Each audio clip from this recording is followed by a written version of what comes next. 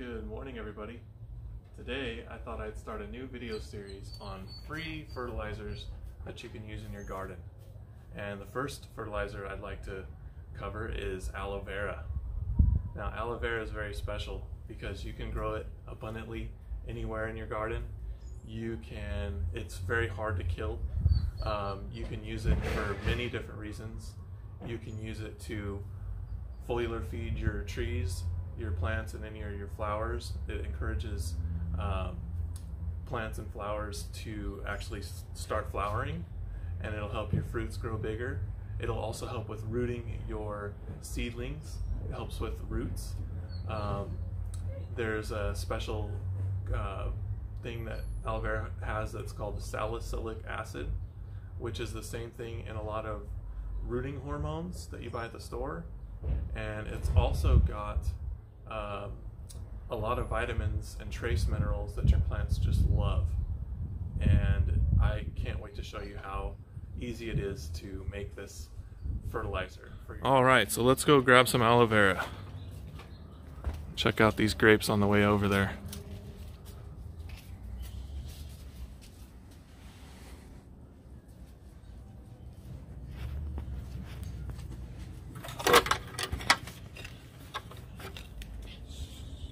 Shut the door. Thank you. All right, here's our plentiful aloe vera patch that I need to spread soon. So the best way to do this is to actually pick from the bottom of the plant and go for the big juicy leaves, and then just kind of break it off, crack it off to the side like that. And now we're going to take this inside, and I'm going to show you how to take the gel out of it and mix it up in the blender. Alright, so this is what we need to get started. This is a shot glass that's a measuring cup. You don't really need to use this. Once you get the hang of how many and how big of pieces fit into these, you can kind of eye it. So what I do is I actually take probably about this much, maybe a little less, and I'll blend it up in there, and then I will screen it out with a kitchen strainer. But today I'm going to show you guys how to do it a little more precisely, just so that you guys can get the hang of it. So you start by cutting off the sides, both sides, the prickly sides of the aloe vera plant.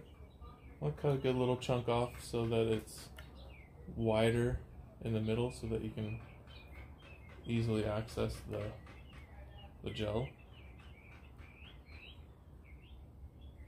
And then I cut off the ends.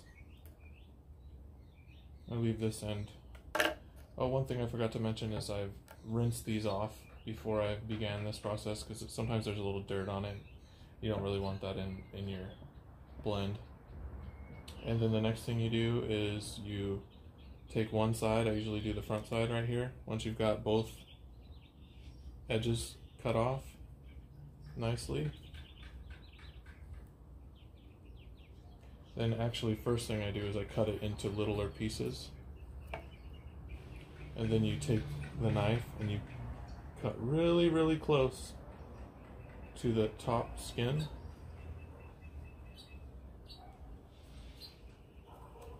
It's okay if you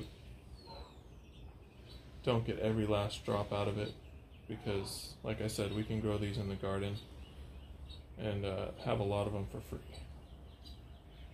By the way, if you like the content that you're seeing, please subscribe and like my videos so that I can spread word to everybody, as much people as possible. Thank you so much. Alright, so we've got the top part of this peeled off. Now we go and use the knife to peel and cut the next layer, the bottom layer, off. And after that we'll be left with just gel. This is also something you can do to prepare it for eating. I like to put this in smoothies. Actually has a really good texture and taste. It mixes with a lot of different flavors. It's got kind of a bland flavor, so anything you put with it, it kind of takes on the flavor of that.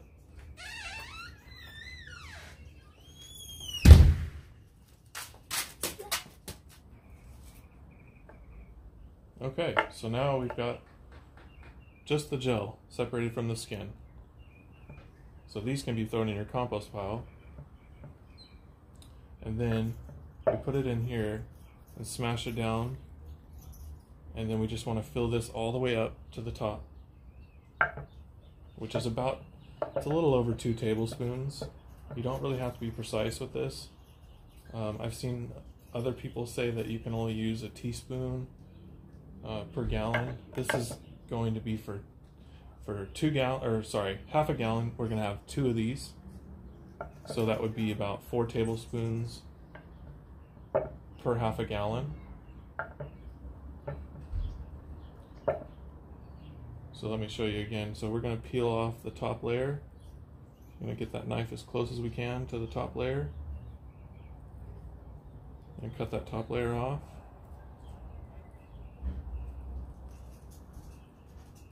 Set that aside. And then peel the bottom skin.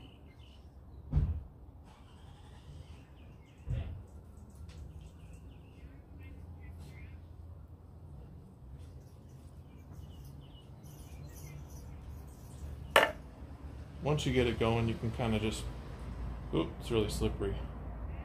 You can kind of just peel it off, just like that.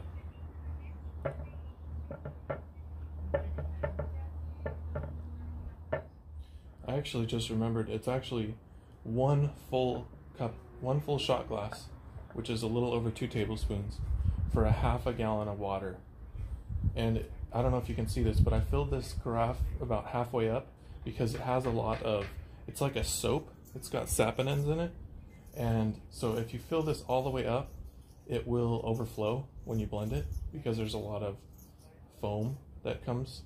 And so what I'll do is I'll fill it halfway, and then I'll throw this in there, and after it's blended, I let it sit for a little while to kind of let the foam die down, and then I'll fill it the rest of the way up to about 2 liters, which is about a half a gallon. So you want about 40 milliliters to a half a gallon of water. Another way you can do this is you can take a spoon once you've got the top layer off, and you can kind of scrape off. Because once you get smaller pieces that don't have as much, it's kind of harder to use the knife. So you can just peel it off like that with a spoon as well. So as you can see, one of these leaves filled it about 1/2 to 3/4. So we probably won't need this whole one, so I'm actually going to cut it in half.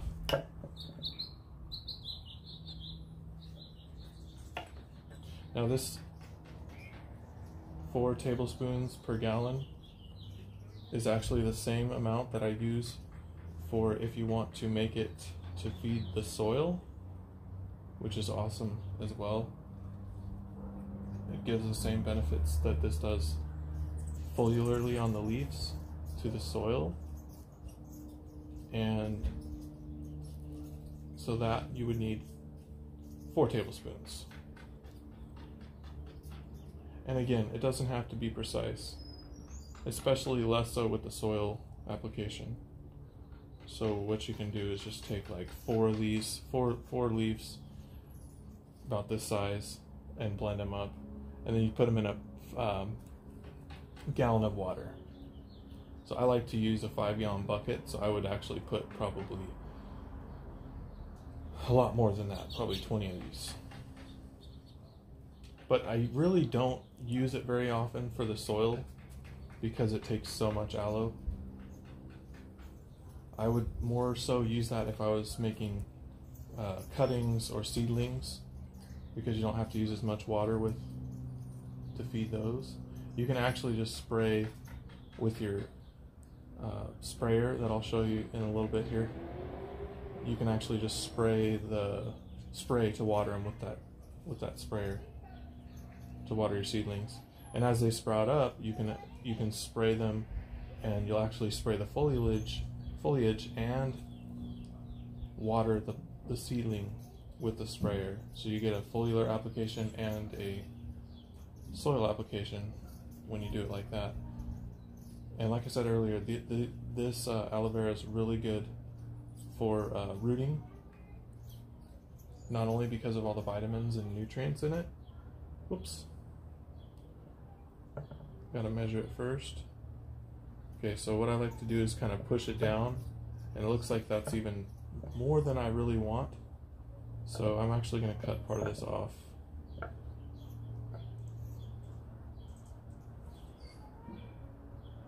Let's see how that goes. And it can, some of it can poke up a little bit because there's other gaps in here, so it's not a full shot glass. Or it is. It's just looks like it's a little more than it's shot glass, but it's actually not. So we've got a full shot glass. So now what I'm going to do is put it in there, and then I'm going to take it inside and blend it up. Okay, we're back. So I blended this up inside, and as you can see, it's nice and frothy. So I've got a little screen strainer here. You can use a regular kitchen strainer. All you're trying to do is get the chunks out of this so that it doesn't clog your sprayer. So what I do is I put this on here.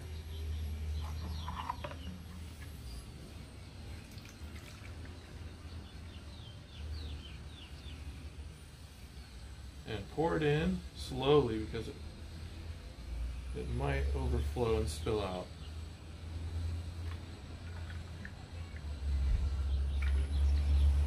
You can kind of turn this screen as it fills up with junk in it.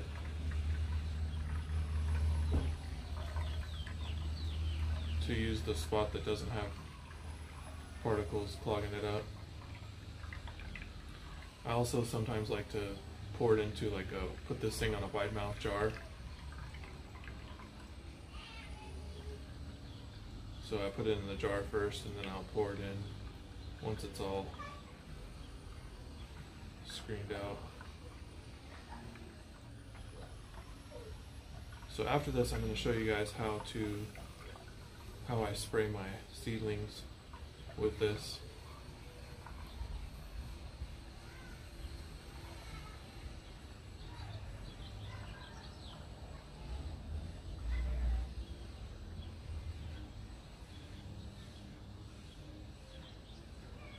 These sprayers you can get at any garden supply store. The best places to look are actually the hydroponic store. They have a lot more supplies than, say, a big box store like Home Depot.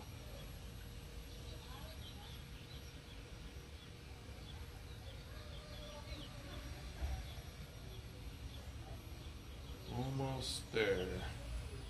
And also, this spray will last. You don't have to use it all right away.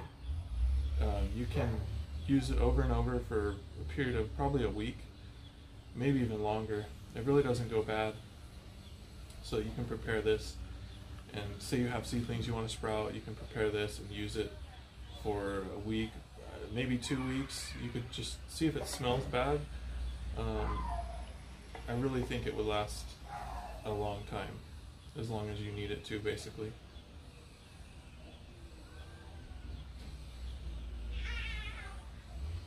And this can be sprayed on every plant, every tree, every plant can benefit from this. Alright, so we've got it all in there. Now this sprayer I have is pretty cool. It's got this adjustable head on there that you can turn it up like this or down like that. And it's really important to actually get the bottoms of the leaves, because that's where the stomata is. So the best place to get on the tree or plant is actually underneath the leaves. So a lot of times I have it kind of angled up. I'll get the bottoms, then I'll also angle it down to get the tops. You want to cover the entire plant. So we'll put this on.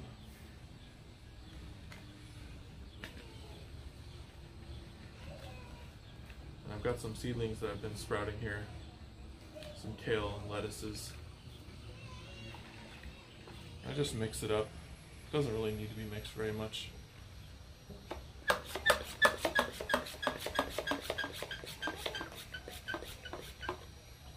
And you just spray it on. With seedlings, it really doesn't need much at all.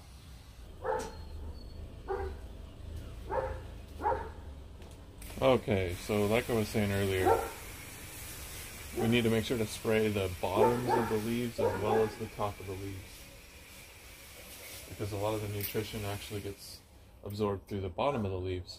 A lot of people miss the bottom of the leaves, but that's actually a very important part. Alright, let me finish this up.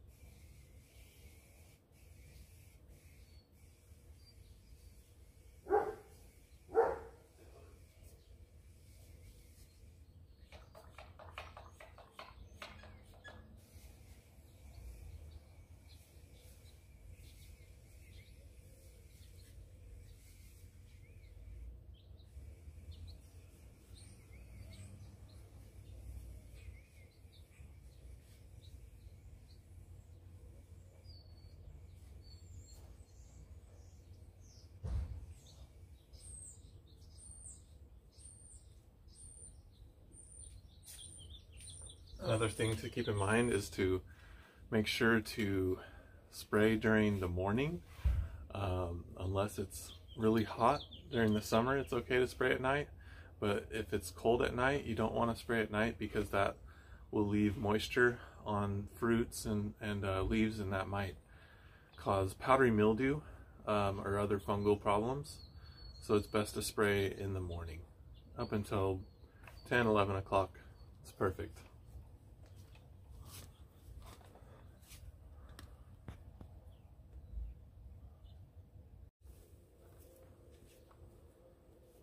It's important to spray in the morning so that the moisture dries throughout the day, so that you don't have the fungal problems that you might get if you spray at night.